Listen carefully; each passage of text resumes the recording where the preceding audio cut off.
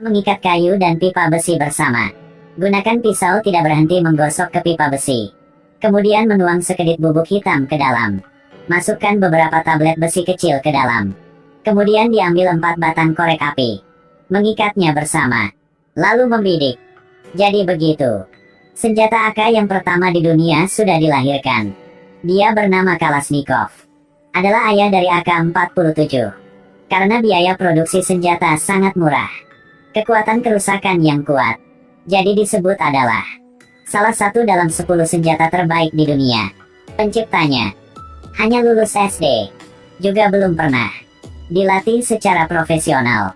Jadi senjata legendaris ini. Bagaimana cara membuatnya? Kisah adalah begini. Kalashnikov awalnya adalah seorang operator tank. Dalam satu pertarungan, bahunya terluka.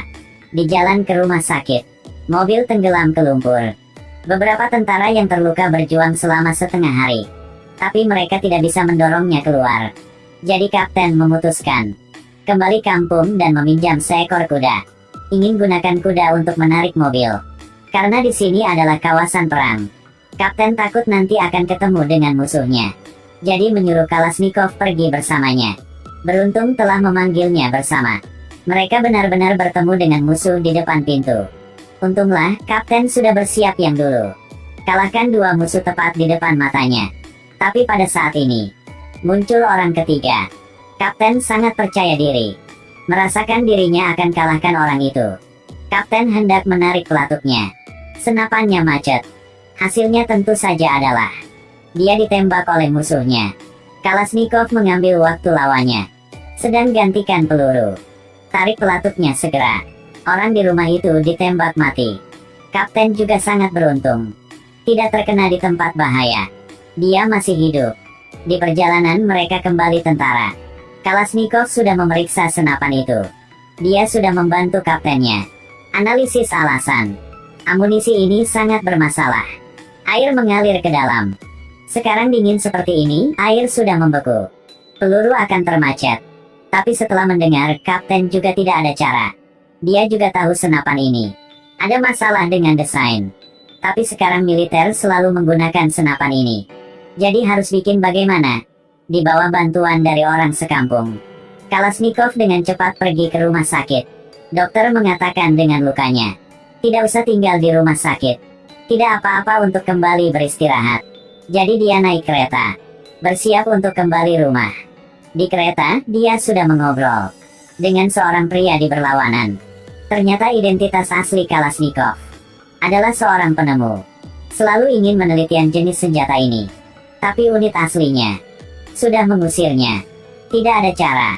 Dia harus masuk militer dan ke perang. Saat dia mengatakan itu, dia membalik desainnya.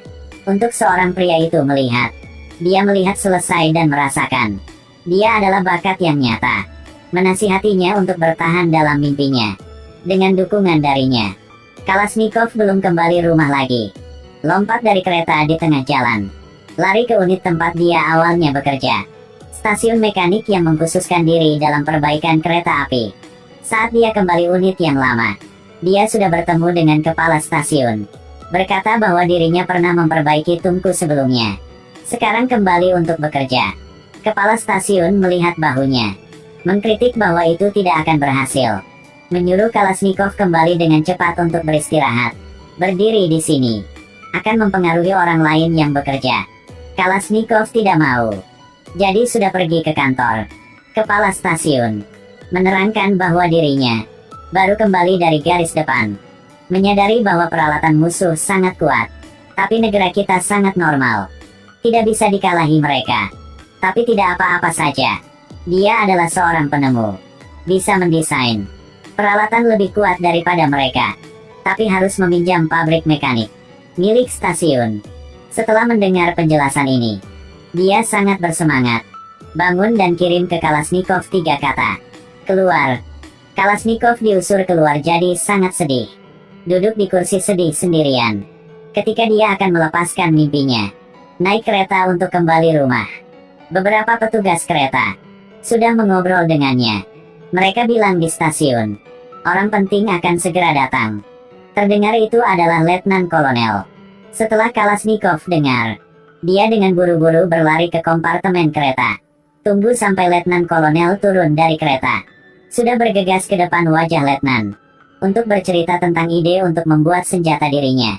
Tapi Letnan juga tidak peduli dengan kata-katanya. Hanya merasakan Kalashnikov agak mengganggu.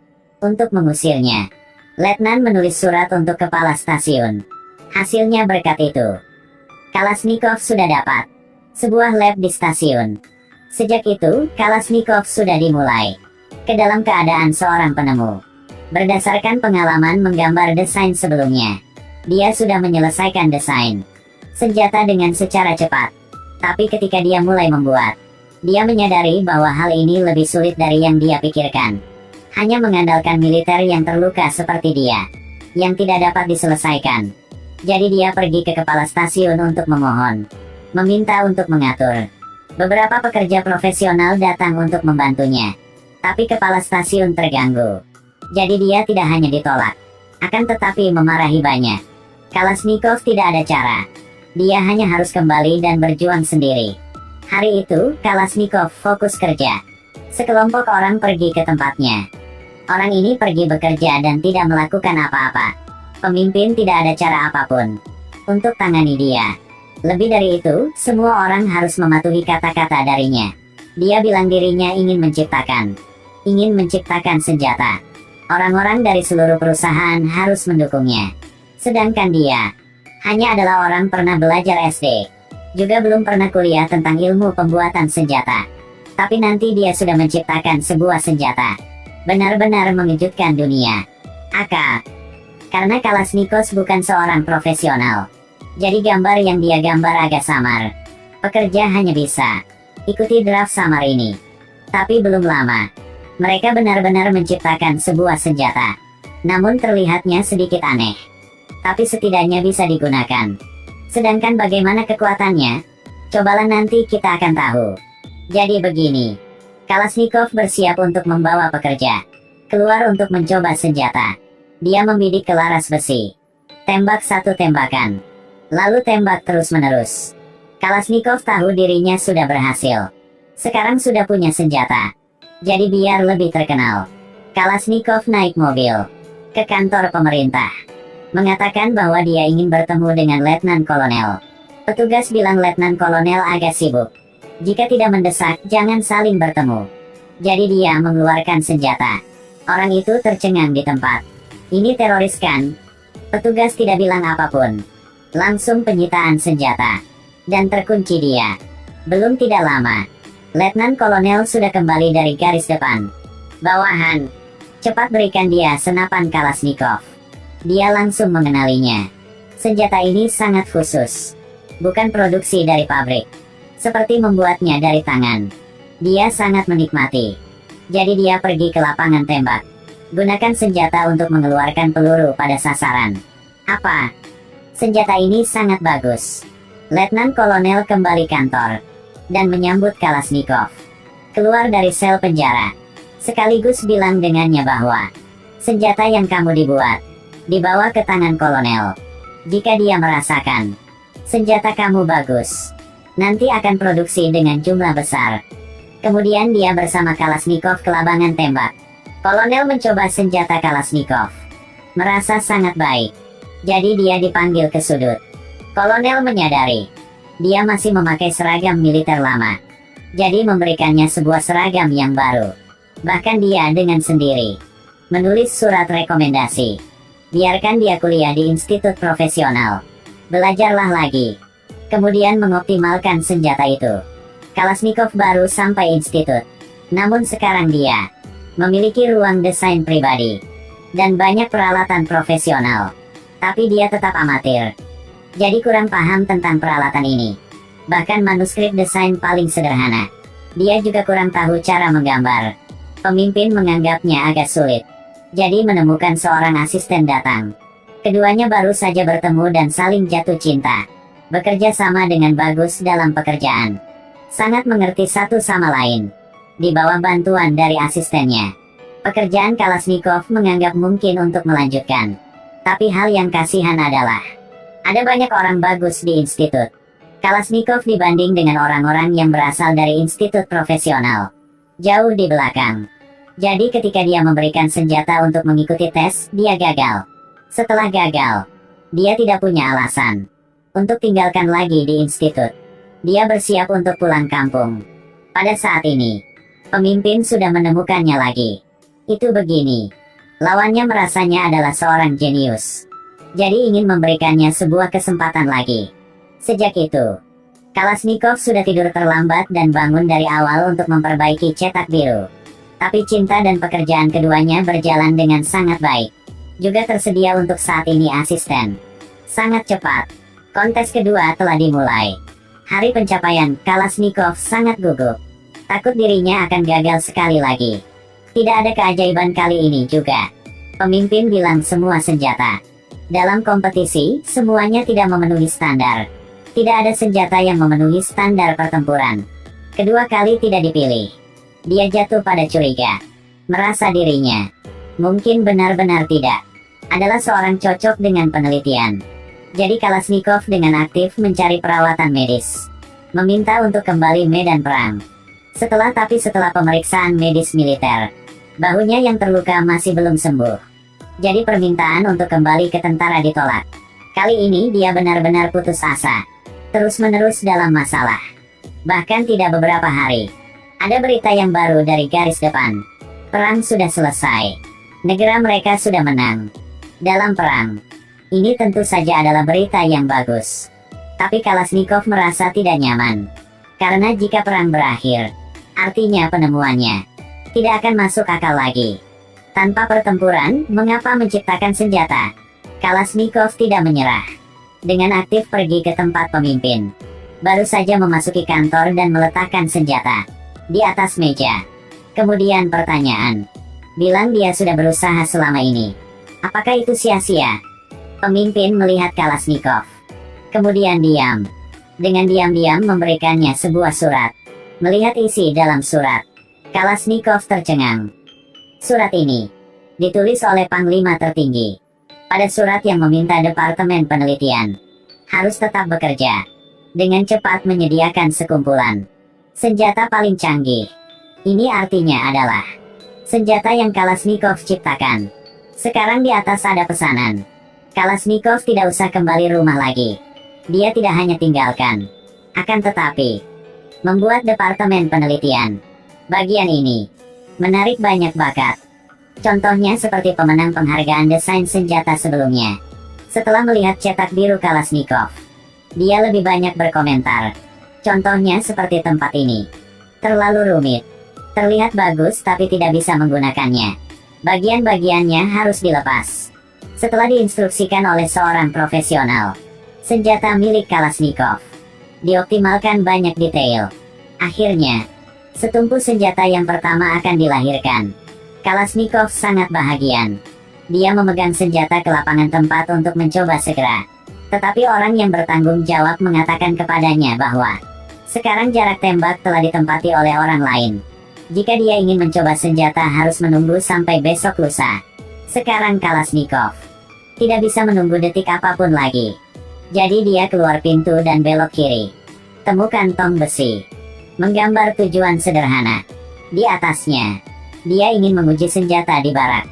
Kalashnikov gunakan senapan menembak terus-menerus pada tong besi. Hasil tes kali ini sangat bagus. Peluru telah menembus tong besi segera. Tapi tidak lama. Suara tembakan menarik banyak tentara. Menembak di sekitar barak merupakan pelanggaran terhadap peraturan. Kalashnikov ditangkap. Meskipun dia ditangkap, tersenyum lebih cerah dari siapapun. Akhirnya dia juga berhasil. Jenderal telah mendengar tentang ini. Kalashnikov dipanggil ke ruangannya. Dia sangat ingin tahu bahwa jenis senapan apa yang dia coba. Tapi suatu hari tidak bisa menunggu. Jadi dia menyuruh Kalashnikov membawa senapan itu ke sini. Kalashnikov menunjukkannya secara singkat. Jenderal mengambil komponen. Gunakan beberapa dekit terpasang. Dia belum melihat. Senapan sangat mudah dipasang. Saat itu dia sangat kaget. Perhatikan baik-baik senapannya. Benar-benar ditaklukkan. Dengan desain ini, awalnya jenderal itu sendiri juga merancang sebuah senjata. Dia juga ingin membawanya ke kontes. Sekarang dia melihat senapan Kalashnikov. Dia memutuskan untuk mundur dari kontes. Karena dibanding dengan senapan ini, senapannya hanya membuatnya kehilangan muka. Saat penegasan jenderal, Kalashnikov membawa senapa untuk mengikuti kontes sekali lagi. Dalam kompetisi ini, semuanya adalah master. Semua penemu. Mereka semua mengeluarkan karya terbaik mereka untuk menguji kemampuan tempur senapan dalam kenyataan. Kontes mensimulasikan medan perang yang nyata.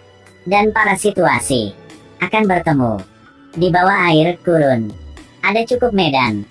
Dengan ujian yang begitu berat, banyak senapan termacet peluru. Hanya senjata Kalashnikov. Bahkan rendam dalam air. Atau masukkan pasir. Setelah mengeluarkannya, Anda masih bisa lanjut menembak. Tentu saja, bisa menembak hanya standar terendah. Akurasi senapannya sangat tinggi. Senapan Kalashnikov sudah memenangkan kompetisi sepenuhnya.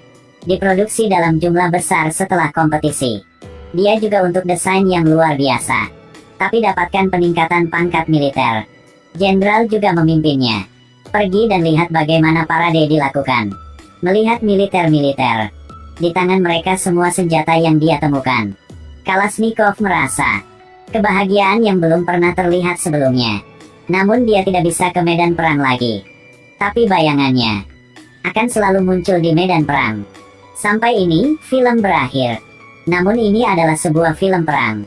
Tapi film melakukannya dengan sengaja. Mengaburkan kebrutalan dan darah kental perang.